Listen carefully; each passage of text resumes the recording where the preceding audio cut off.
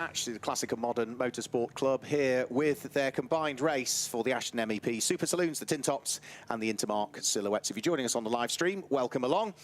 The cars are lining up on the grid in the order in which they qualified earlier on today, which will see largely the silhouette-type cars at the front of the grid, and then we start to see a few Super Saloons, and then we will see, of course, the TinTops at it. Mark Werrell, joined by Jack Werrell in the commentary box.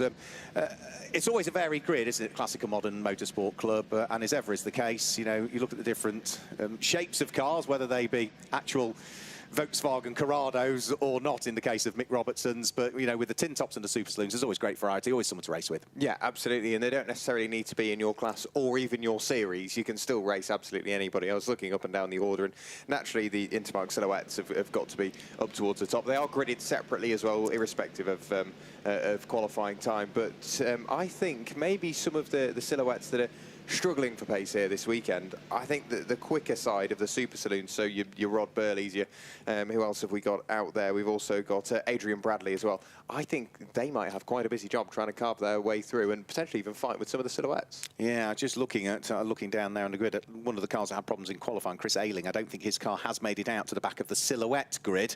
Then we see the large Super Saloon grid, and the TinTops will be mixed amongst that as well for what is a rolling start for these cars. So 1 minute to go. So the light bar turns on the safety car, and then they will work their way around their final formation lap around the Brands Hatch Grand Prix circuit. How many cars qualified over the course of this morning or attempted to qualify? 42, 43, 44 if we include the ones that either didn't do a lap or literally did half a lap and then had mechanical issues. So a colossal grid of cars for what is just a series. No championship points up for grabs, and we should, when they head off on their formation lap, be able to guide you through the grid very shortly. Say with the silhouettes all at the front, might look like a Vauxhall Tigra in the hands of Malcolm Blackman, but there's not much Tigra there. Maybe the engine, it might come from a Vauxhall, but that's about it. It's just a hot rod body in reality. Then the Super Saloons get the second wave of the green flag and work their way around the circuit. And let's guide you through the grid. Malcolm Blackman starts on pole position, and alongside him is Colin Smith. It's Russell Humphrey and Paul Knight that line up there on row number 2. Onto the third row of the grid, it's Keith White. There's got Phil Spinks for company on row number 3. And row 4, it's Mick Robertson and Warren Fozermans that sit there on that fourth row of the grid. And row 5 of the grid is going to be Stephen Phillips and Gary Deal that line up there on the 5th row of the grid. That's all of the silhouettes done. Then Chris Ayling, I don't think will be there. It will be the first of the Super Saloons will be Adrian Bradley. Then it's Rod Birley and Peter Selden that are next up before we see Ronan Bradley, who lines up alongside former truck racer Steve Rothery. Next row of the grid, Paul Watson has got Adam Shepherd for company, before we then move on to the next row, which is Mark Cripps on row number 10, who has got Chris Bassett alongside. Martin Reynolds is next up, before we then see Dave Avis. Then it's Matt Rowling and Jeremy Sutton, who are there on row number 12, with Gary Barlow in the Honda sitting alongside the Mazda of Clive Hainsford, who's there on row number 13. Row 14 is the Volvo of Adrian Matthews and Sam Haywood with the Renault. Row 15, it sees Neil Gardner line up alongside Wayne Shawnee in his Audi. Then it's Bob Hosier, who is in the Seat, who's got James Hunt for company, before we move on to regular BMW racer, but in a Volkswagen for this weekend, Martin Scott alongside Terry Waller. Graham Richardson in his Honda has got Jack Whitehead for company, before then we move on to what will be row number 19, and that is Steve Walden and Rick Skelsey. The next row of the grid is row number 20, Ian Seal and Lee Cleef, before we then get to the penultimate row of the grid, which is Andy Woodstein in his Honda alongside Andrew Stenning. And providing the car is working, we should have Stephen Dan at the back of the grid, and hopefully he will be joined by Wayne Spiller. Let's hope so. So a very full grid of cars for what is going to be a first race of them today. A 15-minute race that we will see.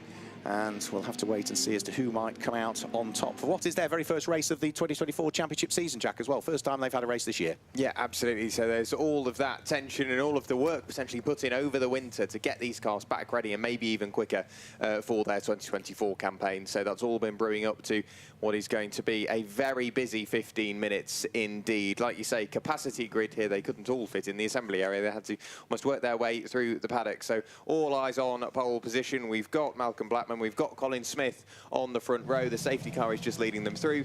The red lights are on, and then it's all eyes on Malcolm Blackman and Colin Smith, and maybe a couple thereafter on who can get the best start. Let's have a quick look then. So the safety car will peel its way any second now in towards the pit lane. So the silhouettes are ready to go. The red car's Malcolm Blackman that sits there on pole position. Alongside him is Colin Smith.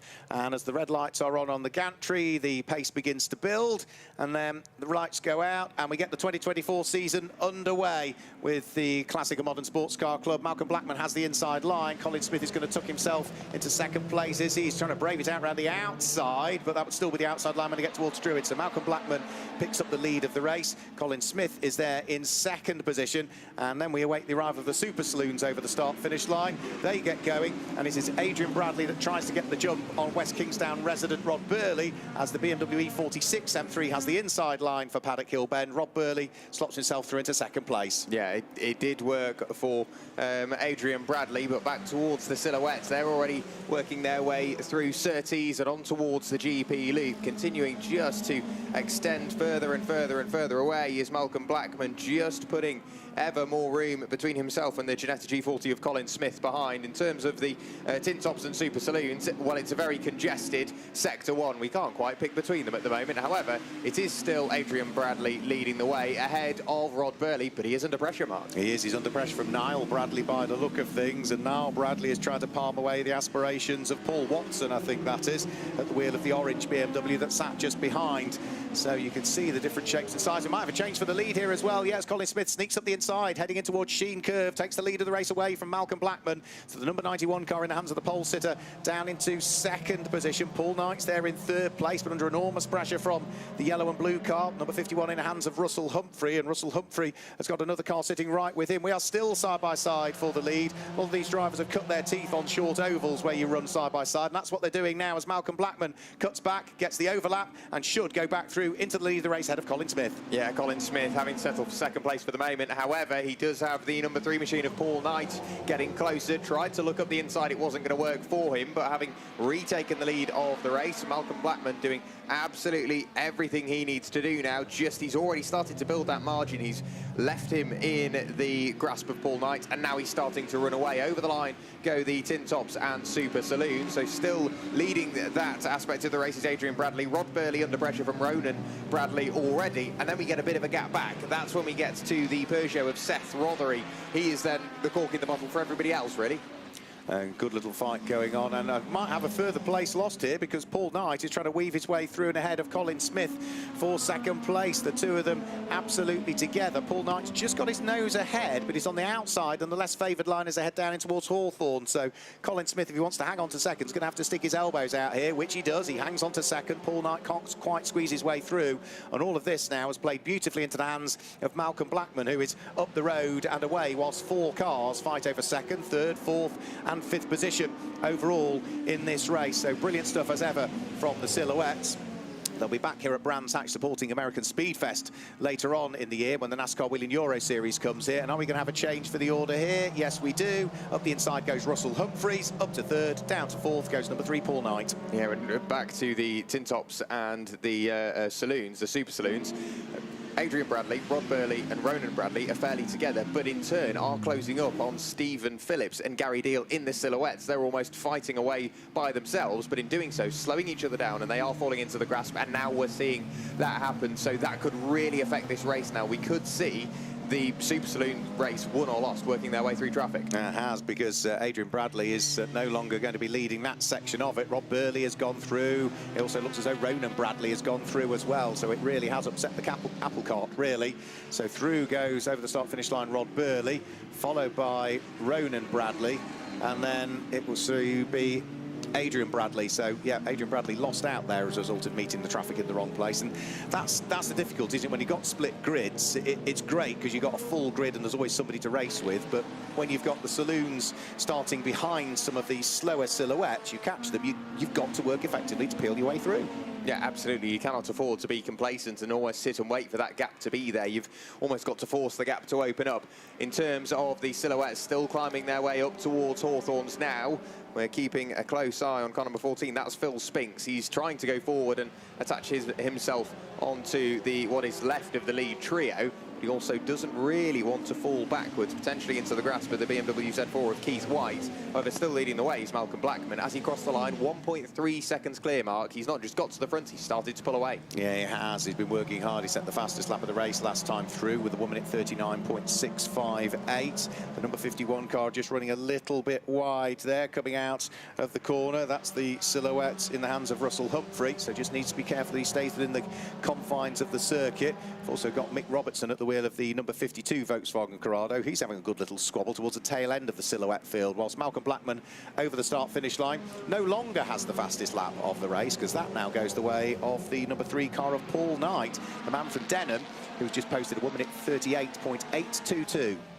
Yeah, really starting to sort of turn up the wick now and try and carve his way through the order. In terms of the silhouettes, they are really starting to jumble their way around. At the front, it still remains Malcolm Blackman, but everybody else thereafter absolutely nose to tail, still sparring away. Colin Smith under more and more pressure now from the car behind. Up the inside goes Paul Knight, late on the brakes, position made before they even got to the corner, but washing slightly wide, a spit of flames on the way in from Paul Knight. Left himself slightly vulnerable. I think he was slightly too late on the brakes, but I don't know whether something's wrong with Colin Smith's car, but I don't know whether, again, he's just been slightly put off tilt, because he's really starting to fall away now and losing those places. Yeah, Gianetta's being attacked by Vauxhall Tigra that sits behind him. He's trying to attack the Vauxhall Tigra of Paul Knight that lies ahead, but yeah, if he tries it doesn't work. Russell Humphrey is poised and ready to bounce to try and squeeze his way through.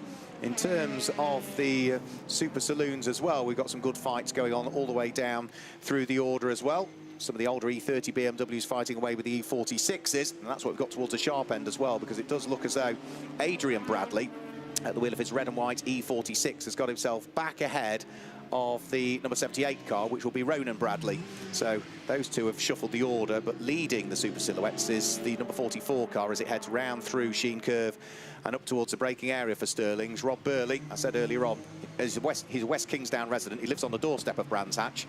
He could close his eyes and do a lap time that's quicker than most people with theirs open, because he knows this place like the back of his hand. Absolutely, and he's worked his way up into what is 9th overall now, so he's already worked his way through and past a lot of the Intermark Silhouette cars. Over the start-finish line it comes Rod Birley now, and we have had a spin. That is for the number 51 of Russell Humphrey. Mark, you saw it? Yeah, it was contact, and I'm afraid Keith White just got into the back of him. It was all looking a little bit tighter. It was going to tighten up, and he decided to turn in, and Keith White had still got his nose there. So, unfortunately, that means Russell Humphrey now is going to drop down through the order. The Keith White BMW, no obvious signs of any damage to the number 38 car. It was just the lightest of taps, but you're on the edge of adhesion anyway, aren't you, in these cars? So, any little movement on the tail end of your car, it's going to unsettle it. And for Keith White, he is now in full attack mode, trying to work his way through and past Phil Spinks. Yeah, he's really starting to push forward now, is Keith White, who has a small look to the inside, an even bigger look to the inside. We've got the replay up here, and yeah, he just sort of, it was half on, half not. I don't know how far along the car he was, but he just almost forced that door open and forced the gap up the inside of Russell Humphrey when it wasn't quite there. But in terms of the field everywhere else, we're slowly starting to spread out now, Mark, and we're seeing those slightly slower silhouettes fall even deeper in towards the Super Saloons, and then even in towards the TinTops as well. Yeah, so number 45 car, which is the Volkswagen Golf, is pressing on in this one. That is going to be the car of a long-time racer in this category, Martin Scott. The BMR Volkswagen Golf. Another car that I absolutely love as well is Martin Reynolds, the glorious Ford Escort Mark II. Martin has a beautiful collection of racing cars and brings various ones out to race on any one such weekend. Well, he's at the wheel of the Mark II at the moment. He's being put under pressure by Pete Selden at the wheel of his substantively newer BMW 2 Series. The squabble between Phil Spinks and Keith White still continues as well, doesn't it? So the man from Bridgewater down in Somerset at the wheel of the number 38 BMW still can't quite muster his way through. He remains there in 5th position. He's still got the number 14 Vauxhall Tigra of the man from Queensbury lying ahead. Yeah, Keith White continuing to do everything he can just to try and force that door open, using all of the circuit and almost forcing Phil Spinks to go very slightly defensive. The battle we were keeping an eye on earlier on, that's between Colin Smith and the number 3 machine of Paul Knight. It's sort of spread out a little bit now, not quite as close as we've seen them before. We do have a black and orange warning flag being shown to Clive Hainsford in his Mazda RX-8, so clearly something that the stewards have spotted that they aren't really that happy with. Yeah, we'll try and see if we can pick out exactly what... smoke. That's the problem with Clive Hainsford. I think there was a lot of smoke coming out from the tail end of his car as he came over the start-finish line. Right, traffic to deal with here. And for Paul Knight, he can't afford to be compromised, but equally as much, Colin Smith sees this as an opportunity to try and squeeze his way through. Paul Knight still just about hangs on to what will be second place. There's another car to deal with as well. That will be the number 7 Ford Fiesta of Ian Seal that they pick their way through on the run in towards Clearways Corner, but the fight for second and third still not fully resolved. Paul Knight still leads the way at the wheel of the number 3 car, whilst he's still got right with him Colin Smith, and all of this has just played beautifully into the hands of overall race leader Malcolm Blackman, who's disappearing up the road. 3.5 seconds now is his advantage. Yeah, really starting to pull away. Last lap board is being shown with 4 minutes and 40 seconds still remaining. Naturally, I think we're just trying to stay on timetable for GT World Challenge, so that gives me very little time to make sure I've changed. Down there for the podium as well, of course, because as far as I'm aware, we are doing the podium for the C and MMC. If we look towards the exit of the final corner, towards us comes Martin Reynolds, so I think you've seen the swap, Mark. Yeah, Keith White finally made it stick and picked his way through and past Phil Spinks. So job done there for him. However, he's now got a BMW that he needs to try and place a lap upon and try and do that as effectively as possible so he doesn't lose out to the man he's just taken the place away from. But for Malcolm Blackman, for the final time, he's just threading his way out of Hawthorne along the Derrent Minter Straight and up towards Westfield Corner. He has got time in hand, so he can afford to just relax and pick his way through this traffic because his lead advantage is still 3.5 seconds. He's also got a very slow-moving Clive Hainsford-driven Mazda as well that he needs to try and thread his way through and past, and he should do that on the run in towards Stirling's, which he has done. So for Malcolm Blackman, he is on course for a win in the opening race for the Ashton MEP, CMMS, Super Saloons, TinTops and Intermarks. Still 1 or 2 back markers he could choose to overtake on the sprint to a line should he wish. Of course he does, he's a racing driver, he'll pick his way through, and Malcolm Blackman is going to come through and claim the first win of the season. Malcolm Blackman claims the win, and a handsome one it was as well. Wasn't a lights to flag victory, had to work for it, but he will be more than pleased with that. Paul Knight comes through in second place, and Colin Smith, who had a brilliant fight with him, will complete the top 3. Paul Spinks comes through ahead of Keith White in the end, who got unpicked by the look of things on that final lap of the race, because Keith White had been ahead, hadn't he, at the wheel of the BMW. And then all the rest of the cars just feeding their way through, which include Russell Humphreys, who recovered from his spin to finish in 6th position. Rod Birley comes through to finish in 7th. He will pick up the win in the Super Saloons. Adrian Bradley will be next up, followed by the first of the tin toppers. We'll try and pick up on exactly who that was. But for Rod Birley, it's yet another win to add to the very substantive tallies of wins that he's had throughout his career in the Super Saloons. However, the overall win goes the way of the number 91 car in the hands of Malcolm Blackman, who is ushered by the marshals rather than do a full slowing down lap around the Grand Prix circuit. They'll be ushered into the back paddock area, and whilst they're doing that, we've still got cars that are coming over the start-finish line to take the checkered flag. The likes of Gary Barlow's just come through at the wheel of the Honda Integra DC5 to take the checkered flag, and there still might be another few, I think, to take the checkered flag, including the little Renault Megane of Sam Haywood. I don't think we've seen through as yet to take the checkered flag. But it was an entertaining first race of the weekend. In fact, there's Sam Haywood just going over the start-finish line now as I say it.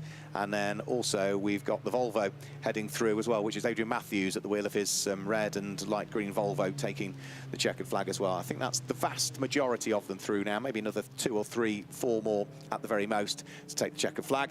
And then we are done with our first race of the weekend for the Ashton MEP CMMS Super Saloons, TinTops and Intermark category. Looks as though all of the cars are being ushered straight in towards the outer paddock area, so I'm not sure we are going to see a podium for these ones because they've got the cars to re-prep in advance of tomorrow. But we can confirm the results. Malcolm Blackman claims the win for Paul Knight in second place, and Colin Smith was there in third. Phil Spinks was fourth, ahead of Keith White, who was there in fifth place, and Russell Humphrey completes the top 6. Rod Birley was seventh and was first of the Super Saloon cars home from Adrian Bradley in 8th place, and Farriman was there in 9th, with Mick Robertson completing the top 10. Ronan Bradley was 11th. Steve Rothery may well have been the first of the TinTops cars home in 12th place. We'll confirm that later on, ahead of Martin Cripps, who was there in 13th place. Then it was Watson, Shepard, Martin Reynolds, Chris Bassett, head of Whitehead, Avis and Gary Barlow wrapped up the top 20. Then as we head out of the top 20, we'll be looking at people like Rolling Hunt, Sutton Garner, Sam Haywood at the wheel of his Mini, and so on from there on, including Pete Selden, who surprisingly finished a lap down at the wheel of his BMW 2 Series. But a very full grid. We had 40-plus cars on the grid. We had 40-plus cars finished. And we've got it all to do again over the course of what is going to be a busy day tomorrow. When the race got underway, Malcolm Blackman and Colin Smith were wheel to wheel heading up towards Paddock Hill Bend for the first time, with Colin Smith trying to brave it out around the outside, but Malcolm Blackman was having none of that, and he would take up the early lead in the race. The Super Saloons got going, and Raynham Bradley was the man that had the advantage, with Rod Birley trying to go wheel to wheel with him.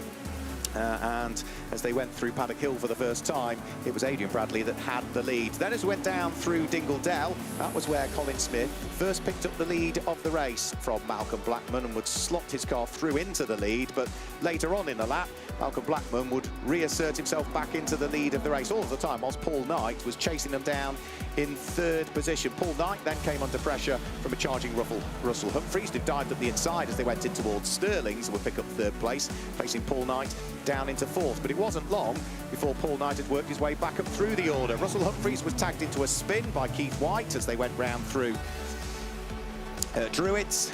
And for Malcolm Blackman, well, all he had to do really was stroke the car home. Since he retook the lead of the race, there was no real looking back. He built the advantage. He came through to claim the win in the opening race of the weekend for the CMMS Super Saloons, TinTops and Intermark Silhouettes. We'll see how they all form up tomorrow when they all do it again here at Brands Hatch. So if you've been watching the live stream, thanks for joining us for today's race at Brands Hatch. Come and see us again tomorrow. Goodbye.